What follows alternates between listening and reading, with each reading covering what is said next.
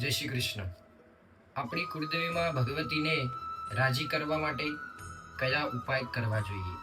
તો કહેવાય કે માં ભગવતી કુળદેવી જગદંબા એ આપણી માં છે, તો એની ઉપાસના કઈ રીતે આપણે કરવી? તો કહેવાય કે સૌપ્રથમ તો રોજ સવારે આપણા ઘરની અંદર પ્રત્યક્ષ માની સમક્ષ આપણે બે હાથ જોડી વંદન કરવાના, ત્યાં એક ઘીનો દીવો પ્રગટ કરવાનો, અને પછી જ આપણે ઘરથી બહાર નીકળીએ તો હંમેશા માટે માં જગદંબા આપણી સાથે રહે છે।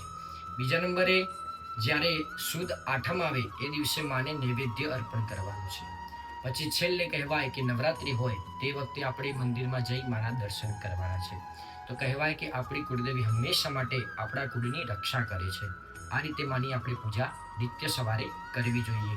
ધર્મને લગતી, જ્યોતિષને લગતી સંપૂર્ણ માહિતી માટે અમારા આ પેજને ફોલો કરો, લાઈક કરો, વિડીયોને વધુને વધુ શેર કરો, અને જો આ વિડીયો તમને પસંદ આવ્યો હોય તો કોમેન્ટમાં જય માતાજી, જય